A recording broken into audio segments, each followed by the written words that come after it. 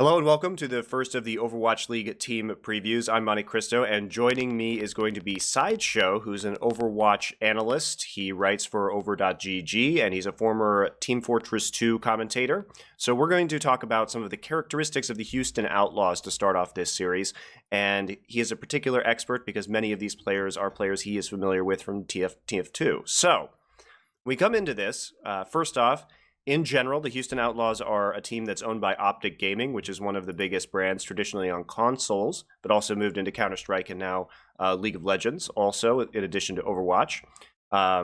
They have picked up a roster based on some of the former players from a variety of teams like LG Evil, an amateur team called FNRG FE, some players formerly of FaZe, some players formerly of Giganti. So they're a big mix of professional players from a variety of teams, but they're formed around a core of basically former TF2 players from an amateur team.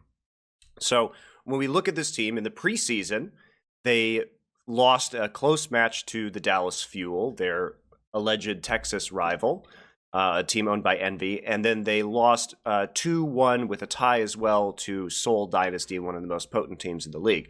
But they came, I think, as a bit of a surprise because they looked pretty damn strong right out of the gate. So when we look at this team, when you saw them in the preseason, what were you expecting, Sideshow, in the preseason, and what did they show?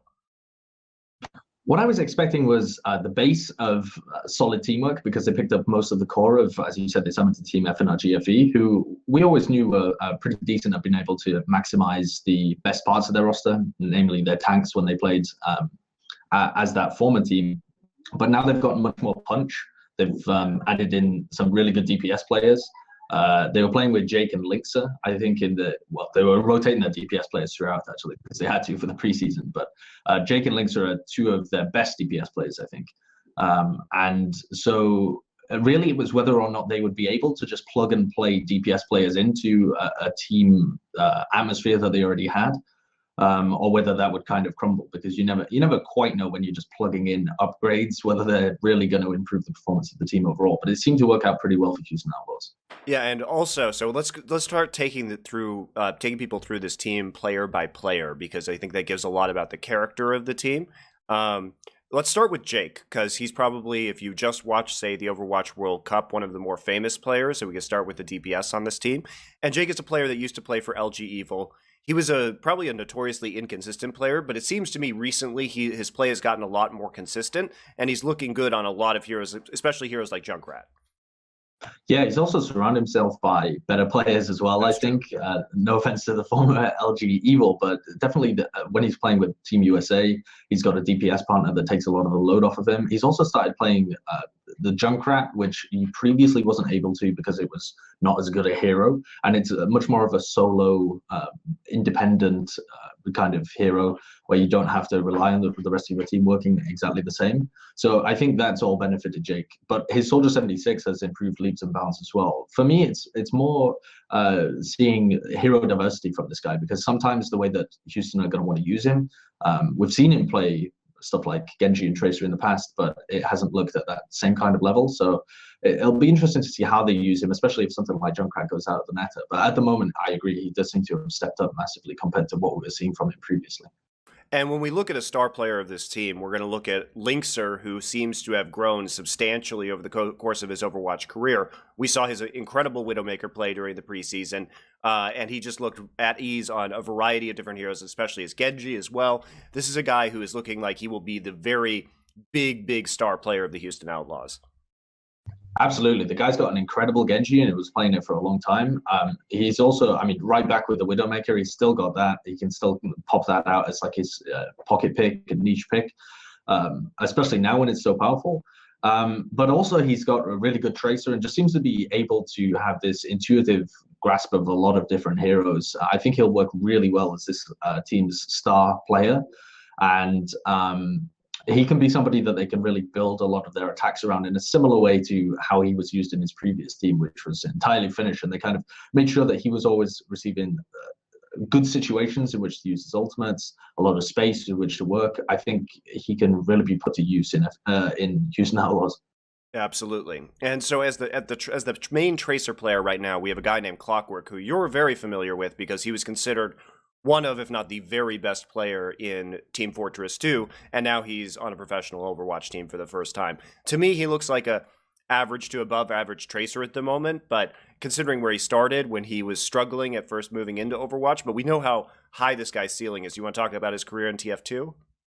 Yeah, sure. So Clockwork was definitely, so we had a variety of different classes in TF2, but one of them was predominantly just hit scan based called the Scout. It's kind of similar to how Tracer works, not really in terms of the aiming style, but maybe a bit in terms of how you think about the class, and it was very highly powered as well. Clockwork was just hands down the best player on that role in the game.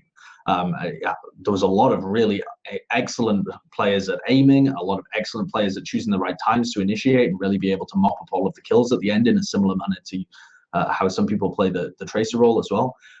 But he managed to combine the two in a way that not many other people did, and also with a very aggressive streak to how he played. So by relying on his incredible mechanics and also his confidence in his mechanics and his ability to pull out really big clutch plays when it mattered, he felt almost like he was invincible at times, and he would just go and take fights that he shouldn't be able to win and be able to overpower them. Something that hasn't translated across completely into Overwatch is just that unbelievable mechanical skill, because I think it was much more kind of slow tracking based and being able to maximize each individual shot. Whereas for Tracer, you see guys that are just playing out of their mind, like Effect and Prophet at the moment, who are able to have this very fast, very precise tracking and able to one-clip people. So Clockwork doesn't seem to have that level of mechanical skill right now, which doesn't allow, I think, his confidence and ability just to dominate the opposition to shine in the same way. But something that he hasn't forgotten, or that has translated across, is, I think, his confidence in high pressure or land situations and his ability to understand what's required of him within the team. So I think he's going to be a good kind of secondary support DPS player, particularly on hit scan, because his aim is still pretty incredible.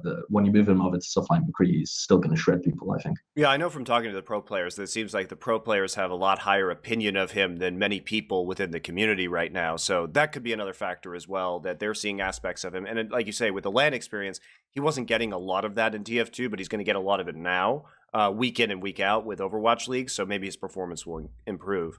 So we're going to look at the last DPS player, which is MonteCristo, who people know as maybe know as an Overwatch streamer.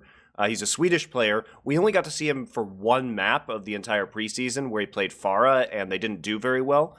This is a player who seems to be struggling to find his role in this team, because all of the other DPS roles are sort of filled by the other three players right now. Where do you think we're going to see him? Is this a player that they're just going to develop for a while? Are we going to see him have any practice time? We don't know how they're going to use him exactly. Yeah, it's a big question mark to me. Where do you use him? And I think this was a bit of a question mark for the team when they were coming into the preseason, because he just got over to America and they had to field him for the preseason because it was a bit more of a showcase of everybody's roster. And it seems like they didn't really know where to put him there. And honestly, me looking as an outsider into this roster, I don't know where he fits either. They have three pretty decent and a couple of incredible DPS players.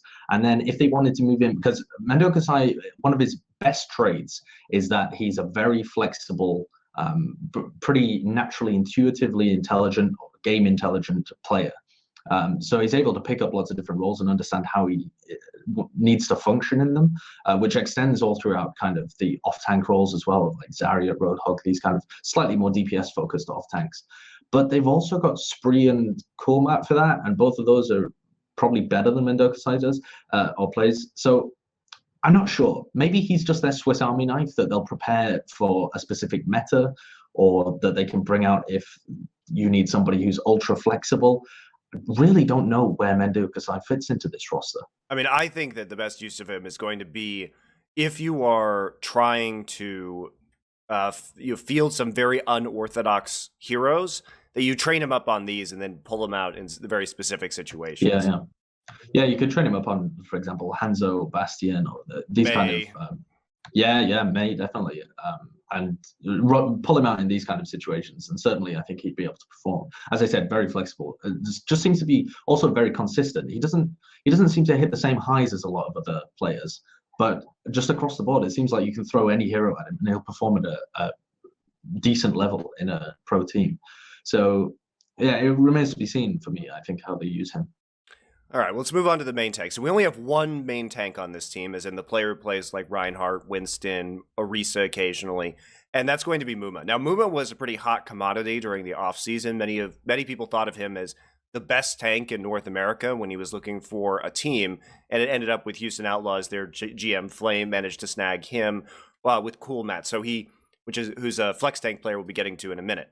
So he has an established synergy with their front line. And he's been performing quite well, particularly known for his Winston play. What's up with this guy? What's his background?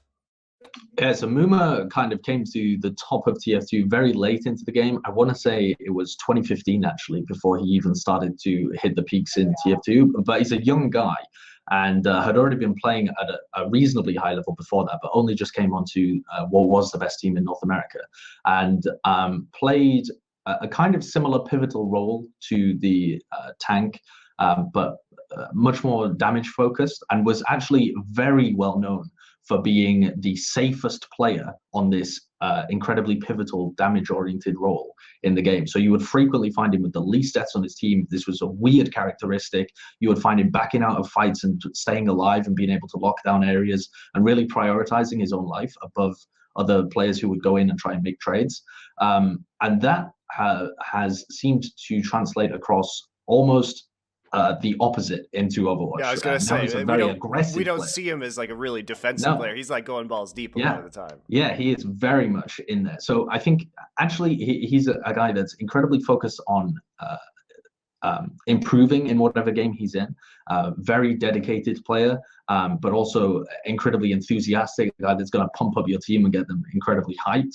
Can occasionally get carried away with that as well. A bit of an emotional guy, but definitely knuckles down and does the work. And I think as he transitioned over into Overwatch, he just found a style that suited him slightly differently. So rather than being the anchor of the team and trying to stay alive, there's not much you can do really if you are too passive as a tank in Overwatch. Staying alive is not as good in most situations as being able to actually make a clutch play, potentially win the fight, or you just reset anyway for the next fight because it's so fast paced. So I think Muma's really gone for the opposite approach, where you see his Winston, you see his Reinhardt, and they're both incredibly aggressive, up in your face, trying to make plays, working well with the guy that's supporting him to try and peel him out of these situations, and also doing a lot of calling and leadership for his team. And when we look at his partner, which is Cool Matt, so Cool Matt's a player who plays mostly Diva these days, if not exclusively Diva for this roster. We don't actually know what his flexibility is at this point in time, but I think everybody agrees he's the best Diva in North America. He has an incredibly flexible style where his sort of spatial awareness allows him both to sort of enter in aggressively as well as defensive matrix peel for his backline. He does a lot of great stuff. He's known for getting kills in the mini Diva form once he's been desuited and able to get back into his mech very quickly. But he's been a staple with Muma for a little bit now, and they work extremely well as a unit. They definitely do, and something that Cool Matt has been incredible at, actually, has been transitioning over to the more aggressive Diva style with the micro missiles now, and that threw a lot of people off, I think, when that transition came through, because previously, as Cool Matt played it, a lot of the best Divas were protecting their tank and then having the spatial awareness to turn back and defend your backline. Yeah, basically just a defense matrix robot. Yeah, but and the skill comes from can you anticipate where the enemy is going to attack so that you maximize the use of that defense matrix to make sure nobody dies on your team. And now he's much more of an aggressive guy, has managed to transition really well so that he's diving in a lot of the times and getting huge amounts of damage and utility out of the Diva. And we've seen him in the past play stuff like Zarya. He's a very team-focused guy, very intelligent, loads of game sense, is always going to make the percentage play for the team, I think. Not going to really come out explosively on high mechanically skilled heroes, though he has played stuff like Zarya and Soldier 76 in the past. But this is a guy that you can have as the linchpin, the anchor of your team. He's going to do an incredibly good job. All right, so Spree is the kind of de facto Zarya player of this roster, though. He's been looking good on that hero, but again, if there's one weakness in the Houston Outlaws, it may be that they don't have the most flexible off tanks. Like, they've got specialists in these off tank roles, but you know, it could be difficult if they needed to play a Roadhog out of this position. Who's going to do it on this team? But Spree's been a player. He's Belgian, been around for a while. Great Zarya, but hasn't shown us a lot else. Yeah, it's pretty much been his Zarya, and then he played a bit of Diva when everybody was playing Diva, but it was nothing out of this world for sure. Um, but yes, his Zarya is actually excellent. He's one of the European Zaryas that came up and was absolutely fantastic, blowing people away, kind of running the carry positions, like Poco, who's now been picked up by Philadelphia Fusion. He's got a very similar style, always manages to stay at incredibly high charge, really great use of his bubbles, very kind of aggressive Zarya play in terms of outputting huge amounts of damage and building up gravitons very quickly. Compare that to how Kulmat previously played the hero when he was on other teams. Very much more passive, defensive, safe play from his Zarya, making sure that he uses bubbles reactively when people dive in. Not going to get to the same kind of charge, not going to output the same amount of damage, but really more focused on helping other people survive rather than occupying some kind of carry or even more of a tank role because you've got the more damage and survivability to put out himself. So Spree's going to be the guy if Zarya comes into the meta and you really feel like you can get a lot of impact from Zarya, he's going to be the guy that they put on there, I think. Okay, so we have 3 support players, probably the most famous of which is going to be Raucus from people who watch the Overwatch World Cup or have seen previous tournaments because FaZe generally placed pretty high. Now, Raucus has now left FaZe and joined their arch-rival Optic, aka the Houston Outlaws. So we're looking at, we've got a siren in the background, but looking at Raucus right now, he's always been a great Ana player, but he's transitioned that into having some, strong use of Zenyatta as well. So generally like filling that role to a reasonably high level, one of the better North American flex supports. Yeah, I would agree. I think his Ana is definitely his strength, and he plays a very heal-oriented Ana, which supports the tank line and the DPS players very well. So when he was playing on his previous team, he would make sure that he's taken up a position where if somebody dives him, they're going to be overextended. He's going to put as much utility into his team as possible so that they can go out and do the work rather than him having to do it on Ana or Zen. He plays a slightly more aggressive Zenyatta rather than how he plays his Ana. But it doesn't reach the same kind of impact, I think, than some of the really standout Zens in the league. It's really a hero where you can go wild, and Raucus doesn't quite hit those heights, but his Ana play is definitely very, very solid. So Boink is a Lucio player traditionally coming into this roster who we saw in the preseason have to flex over to some other supports because Mercy Zenyatta is such a core of the current meta, or at least with the preseason meta it was. So what do you think about Boink coming in? And you can couple that with Banny as well, who are players who are lesser known supports who may not be entirely comfortable in this meta. Yeah, this meta is a weird one because it's pretty much the first time Lucio's ever not been involved. And so almost all of the Overwatch League teams picked up a guy who's been playing main Lucio for the last, year and a half, something like that. So Boink is one of those. Boink was a very good Lucio, actually, one of the best in North America when he was playing Lucio. Very good mechanical skill, and also pretty good situational awareness to be able to peel for his partner. Banny, he's got a lot of history with. I'm going to be developing that with Raucus. But if this meta continues and we see less and less Lucio, maybe he has to develop his hero pool, but it's also the case that there's so few support heroes that maybe he just has to sit on the bench until they need a Lucio for stuff like control maps, and he just has to be able to flex over a little bit onto the Zen or the Mercy or something like that. Perhaps they'll even have him on the Moira and see how that works. He's actually a former TF2 player as well, played at a reasonably high level, fairly intelligent guy as well, I think. So again, another pickup for the team that's going to be good for Houston Outlaws, especially if he gets to play Lucio. Okay, and Banny, let's go to him quickly. So Banny's the support player that really complements Raucus quite well. He's much more favored on the Zen over the Ana, I think, and also has a really good Sombra. So builds up the imps very quickly, has great awareness of where to use them and how to maximize that from the rest of the team. That was one of FNRGFE's big strong points. The previous team that he was playing on is that the team was able to work around Sombra very well, and that was partly because Banny is so good at being able to get value out of the hero. So the coaching staff for this team is interesting as well. They picked up Tai Rong, who was part of the 2016 World Cup champion team on Korea. And even back then, he was a coach. So he was a coach for the Africa Blue team, as well as to a limited degree, the Africa Red team. He does speak good English, so he will be able to communicate with the team without the use of a translator. He has had quite a bit of success. He was an old TF2 player in Korea, which is quite rare because there were not a lot of Team Fortress 2 players back then. And then they have Mezer as well, who used to be a tank player for Team Liquid on their Overwatch team before they disbanded. What do you think of these coaches? I think it really comes down to how much they can get out of Taerong and Wife, who's his assistant coach, who previously was with the Freaky Freaks crew as well. Yes.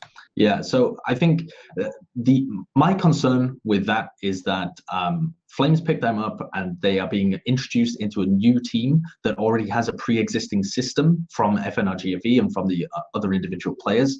And they are not Korean. They don't know the kind of Korean hierarchy of how they interact with the coach. Taerong's pretty accustomed to Western atmosphere for sure.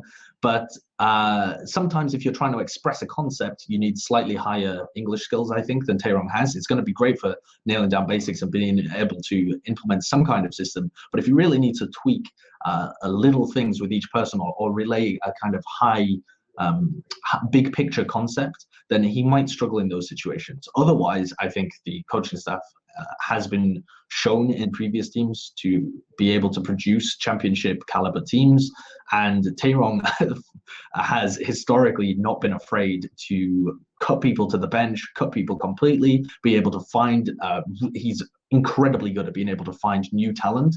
So in the mid-season signing period, or possibly for next season, I would expect Taerong to be finding the hidden gems, the diamonds in the rough as well. And it's important to note that Taerong was not there for the preseason either. He's still been getting his visa to come to the States. So we really haven't even seen what he can do with this team yet, besides what he's been able to do very limited capacity remotely.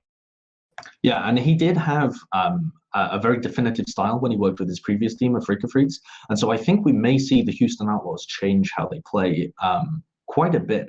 I'm not sure what kind of compromise they'll come to between the players and the coaching staff. I don't really expect Taerong to lay down the law with an iron fist in the way that he perhaps would if it was a Korean team.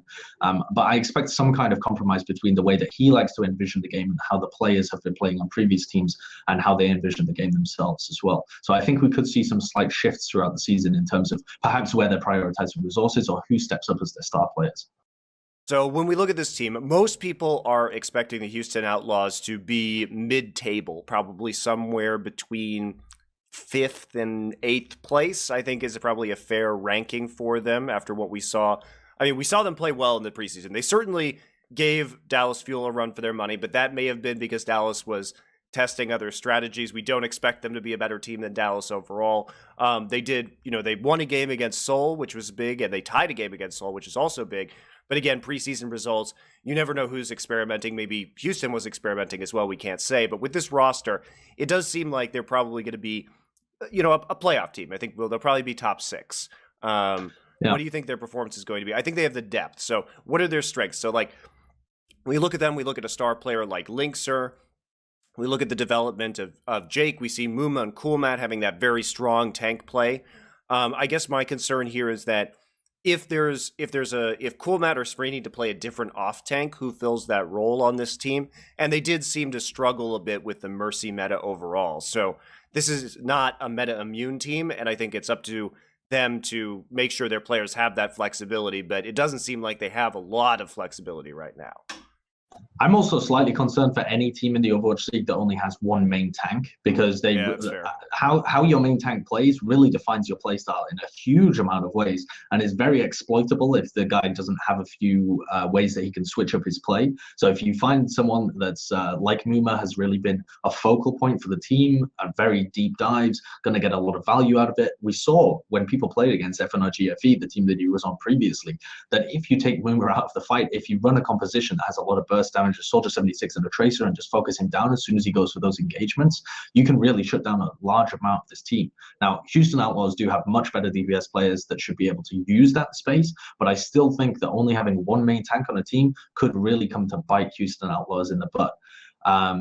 Overall, I think this is a team that has perhaps one of the largest error bars in terms of where I could see them place out of any of the teams. I think they've got a huge amount of potential, but also a huge amount of potential for failing to realize that potential, because they've got really great DPS players. They've got really great tanks. They've got a system that works well for them that should be just kind of a plug and play for these much better DPS players. And they have a good support a good support lineup and a decent staff as well. If they somehow get into conflict about the play style of the team, or Muma gets completely shut down and they struggle with that, or they find a meta that doesn't work for them, then I could see this team completely collapsing as well. But I think a mid-table to slightly above mid-table is where we'll end up seeing Houston Outlaws. So playoffs, are they going to hit top 6, do you think? Yeah, I think they will. I think they'll hit. I think they'll hit top 6, and even if things go well for them throughout the season, I think they'll even look like a very dangerous team coming into the playoffs as well. But I don't think they have enough looks at the moment. We'll see how that develops. Obviously, it's a pretty big prediction, but I think they'll be more readable to teams that have the pedigree and the ability to shut them down. I agree with you. All right, well, that's our preview on the Houston Outlaws. Be sure to come back to this channel. You'll be seeing a lot more team previews for each and every team in the Overwatch League. Thanks for joining.